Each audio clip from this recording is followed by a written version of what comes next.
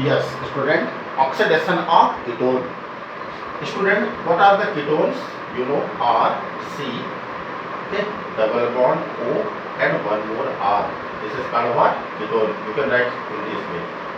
Okay, R, C, double bond O, R. This is called what? Ketone. That is, there is what? Two alkyl radical. Getting? Now, suppose I am writing, it's a simple R is replaced by CH3. Let it, okay? So, this is what? CH3,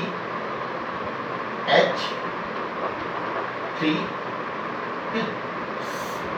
C double bond O and again CH3. So, this is a simple ketone, dimethyl ketone. Are you getting here?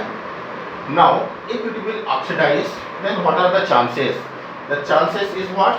The breaking down of this bond will lead to the formation of here CH3, O and H. That is, this portion is getting oxidized. This portion is getting oxidized to this one CH3, COOH. But one more CH3 is also present there. So there is chances of breaking down of this bond also. Therefore what? Therefore there is possibility of formation of one more what? Carboxylic acid. That means when ketone oxidize, okay, it forms two molecules of carboxylic acid. Okay, which is possible due to cleavage of which bond? C double bond, this is O, getting, and what? CH3.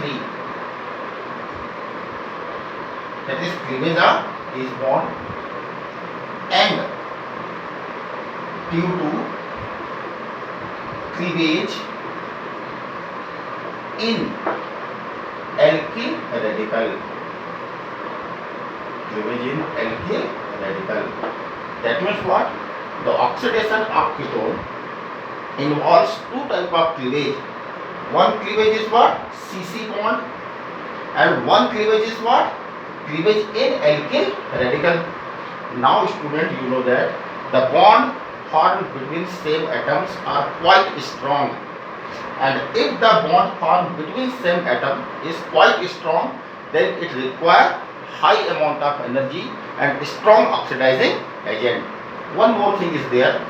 Look at here. There is single oxygen, but when it converts into two molecules of carboxylic acid, then there are 1, 2, 3, 4. That is, large number of oxygens are there.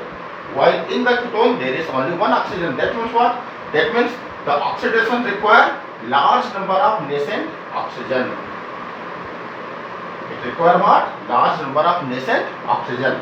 Now, the large number of nascent oxygen, okay, large numbers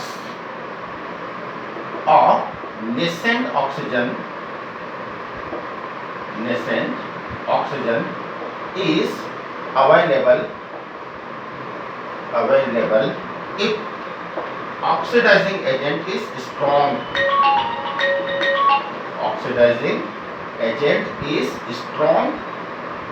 Okay, as well drastic condition is applied. Drastic conditions is applied.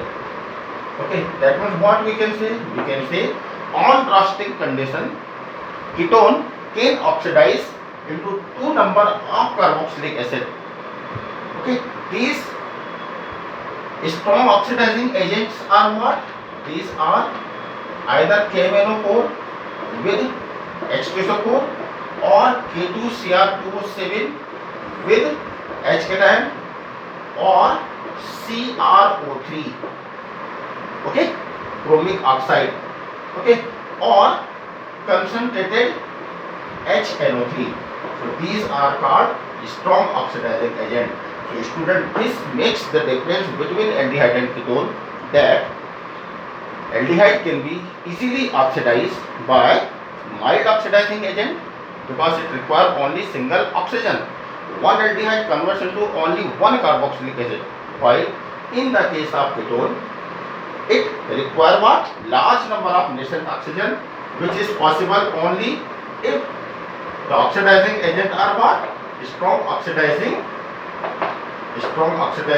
agent, as well what? Drastic condition.